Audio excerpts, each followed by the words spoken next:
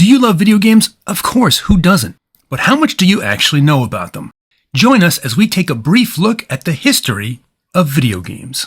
Did you know that gaming existed all the way back in the 1950s? That's right. Back when life was in black and white, computer scientists actually created video games, such as Birdie the Brain, which was a glorified version of Tic-Tac-Toe. There were a few other games like this, but when people think about the history of gaming, even though it goes back to the 50s, they're typically thinking about commercially available games, which takes us to the 1970s. Ah yes, the 1970s. Back when pants were shaped like a bell, and the dance style was rather confused, there was, you guessed it, video arcades. In the world of video games as we know it, this was the big bang. Arcades were popping up faster than mushrooms in a Super Mario game. And the king of the arcade was a little game called Pong. Imagine, if you will, a world where this was the height of technology. A square ball bouncing back and forth between two rectangles. It was mind-blowing, if, of course, your mind was really, really easily blown. But Pong wasn't just a game, it was part of a social phenomenon, the phenomenon of the arcade culture. Arcade gaming wasn't just about the games, it was about the experience, the dim lights, the sound of the machines, the smell of, well, we don't need to talk about the smell. Eventually, the popularity of video games led to an interest in home consoles. So, in 1972, the Magnavox Odyssey was released. It was the first home video game console. Now, the graphics were simple, and the gameplay was pretty unimpressive, which is all a nice way to say that it kinda sucked. But it did help lay the groundwork for what was to come. Cue Atari. In 1977, the Atari 2600 was released, and it helped transform living rooms into home arcades.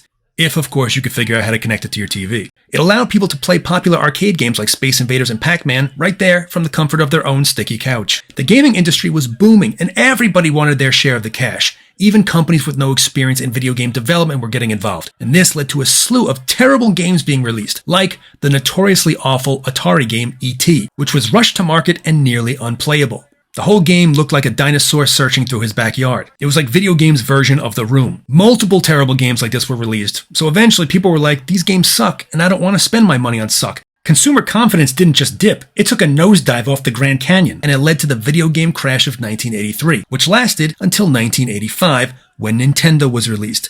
Nintendo had strict quality control over its products, meaning that they didn't want the market flooded with terrible games. They wanted games that were actually fun to play. What a brilliant business strategy. And it worked. It helped boost life back into the gaming industry. Nintendo wasn't just a console game. They were busy creating a whole universe. Mario, a fireball-throwing plumber. Zelda, a princess in distress. And distress. And distress. NES even allowed you to challenge World Heavyweight Champion Mike Tyson. If, of course, you could get past all the other goons in the division. Yeah, I'm looking at you, bald bull. Get off the GHB, bro. These characters became legends, and business was going quite well. But anytime business is going well, there will inevitably be a competitor that emerges. DC has Marvel, Backstreet Boys had NSYNC, Nintendo had Sega. In 1989, Sega released the Genesis console, which had twice the graphics of the Nintendo console, and it appealed to more mature audiences. Sega became Nintendo's arch rival. If Mario was Nintendo's mascot, Sega's was Sonic, an overly caffeinated hedgehog that, much like Mario, loved collecting coins, proving that they were both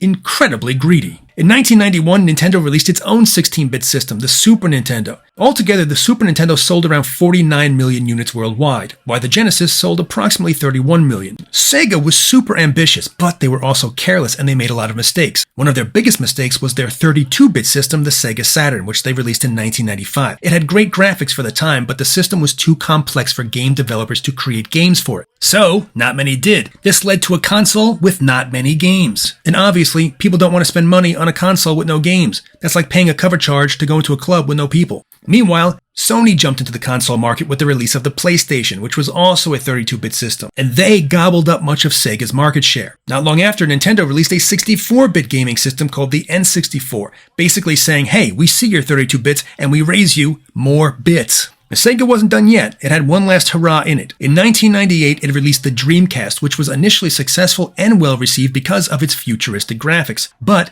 Sony released the PlayStation 2, which also had good graphics, and it could play movies. That meant the PS2 could double as a home entertainment device. Who wouldn't want a video game system that could also play movies? No one wouldn't want that. Not to mention, in 2001, Microsoft jumped into the fray when it released the Xbox, so now there were 4 major competing consoles looking for gamers' money. And unfortunately, that was Sega's last stand in the console wars. Today, there are 3 major competitors remaining: Microsoft, Sony, and Nintendo. Nintendo focuses on appealing to family-friendly entertainment with more cartoonish graphics, whereas PlayStation and Xbox focus on more advanced graphics and more mature gameplay. As of now, Nintendo has sold over 800 million units, with two of its most recent consoles, the Wii and the DS, having sold over 100 million each. Sony's consoles have sold over 450 million units. That includes the PlayStation 2, which is like the Brad Pitt of consoles because it's timelessly popular and sold over 155 million units, making it the best-selling console of all time. Microsoft has sold over 150 million,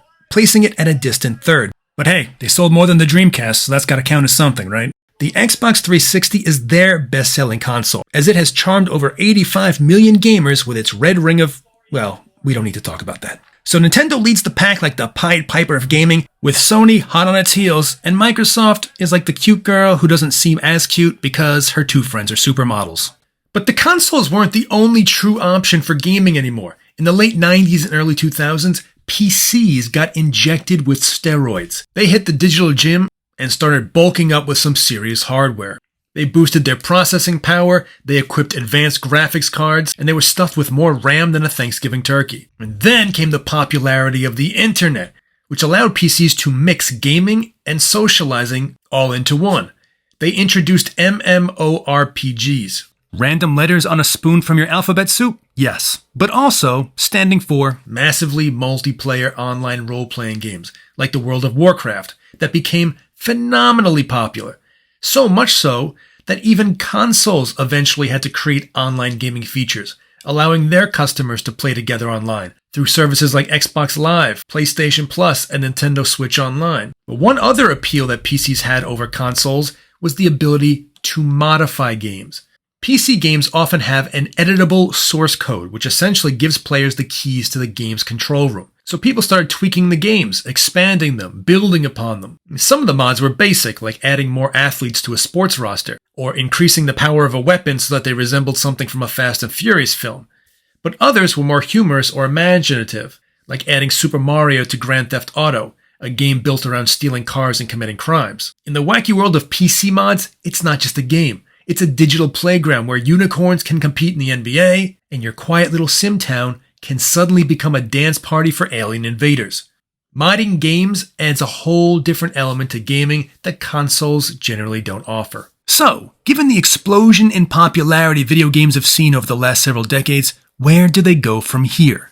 Well, the future of gaming is going to be an immersive, hyper-competitive, and AI-infused experience that might just have us questioning whether we're the players or if we've been the characters the whole time. But one thing is for sure, the history of gaming has been quite a ride, but the future will be virtually incredible to watch.